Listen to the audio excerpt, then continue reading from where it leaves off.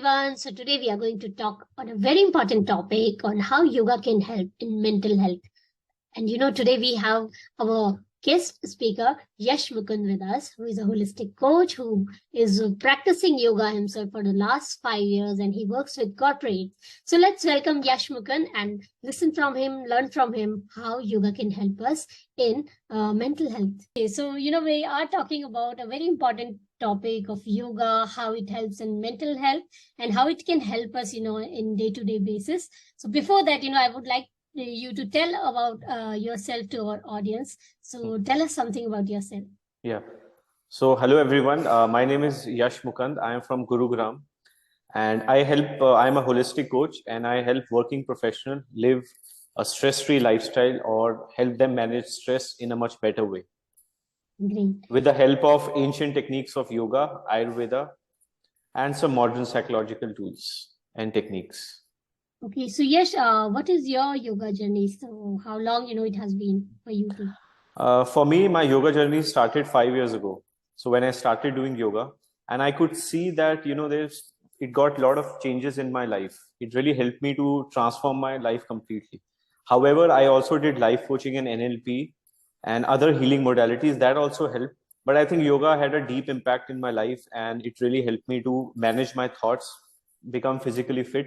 And also now I'm in a third phase of it, which is like managing my diet. So for me, it is like managing my thoughts, my emotions, my mind, and my diet. Okay, great. So Yash, who all can do yoga? Yoga can be done from the age of 60 to 80 years. And there is no restrictions. I completely understand these days, yoga has been promoted that, you have to be perfect in certain asanas. So there is no perfection in yoga. Okay. So it's not mandatory that your head should touch your knees. So it is an experience that everybody has to go through, and how yoga is done, it should be more of a slow movements. It should be breath-centric asanas. So it's like, when you inhale, you go, you put your hands up, exhale. When your hands are down, you're taking your hands down. So it is a complete journey. And I think like yoga can be done by anybody. And there is no there should not be any shyness about this. So is it equally effective for children? Yes, it is equally effective because it helps you to balance your mind. Because as I've said that when you do breath-centric asanas, so when you are following an asana with a breath, so what happens is you become mindful about your thoughts and your emotions. And that creates a lot of impact. And when you are in your real life also, then because what you have practiced in the yoga class and the same you can practice in your life as well, when the strong triggers are happening. So you see a pop-up like if you have a children, so your children is, getting angry, but he has practiced that breath-centric asana, be in that, pose for like 30 seconds. So he's becoming resilience, and the same resilience can also show in other parts of the life. So how it is done is that what I teach. So that's wonderful. Like after pandemic, I'm seeing, children are becoming more stressful, and even young adults and, people going to offices who are, regularly going to office now, working at home, are facing more stress, anxiety than before. So do you think, yoga can help in mental wellness of people?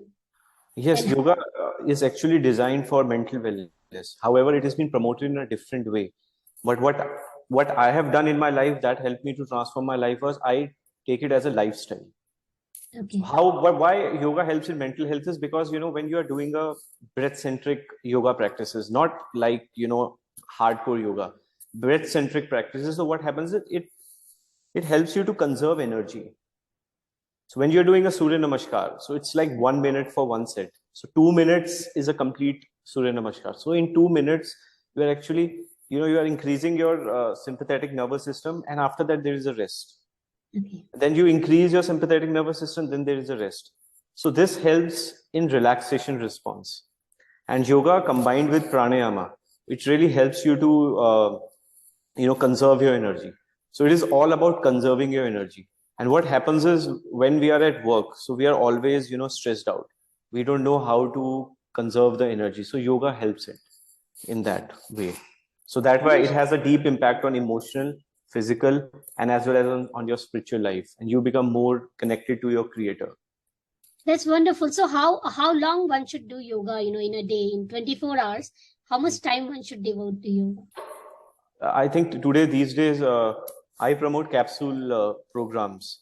So these capsule programs are like you do it for 20 minutes in the morning minimum with some relaxation. And then even though you are at work, but you are still are becoming aware of your thoughts. So just deep breathing. Even though you are at work, you are stressed out, but you are still focusing on your breath, whether the breath is coming from your abdomen or not, whether are you breathing from chest or not.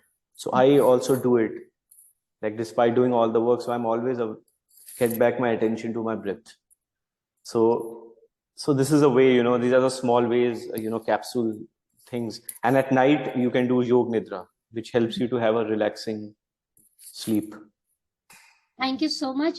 So before we close this, session, I would like 5 tips for our, listeners today, that what they can do to bring yoga to their life.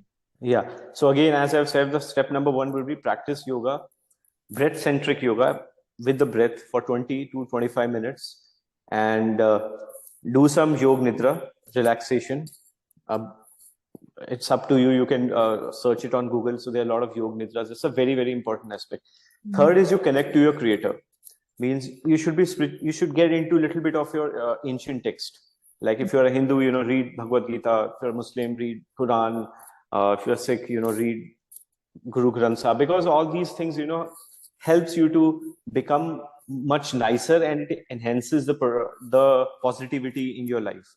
And second last thing is be aware of your breath. Whenever you're breathing, just become aware. How's your breath? Is this from your abdomen or from your chest? If it is from your chest, try to do it with your abdomen. That also helps. And lastly is, process the emotions. Whatever emotions are coming, just process it. There is no bad or good emotions. So if you are stressed out, so there is a very strong message that your body or your mind is trying to give. And that we need to understand, that processing is part of our life. Like all emotions we need to enjoy. The most, like we love to have fun, that's a very good emotion. Happiness, fun, love.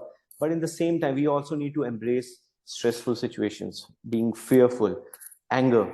So, just process it.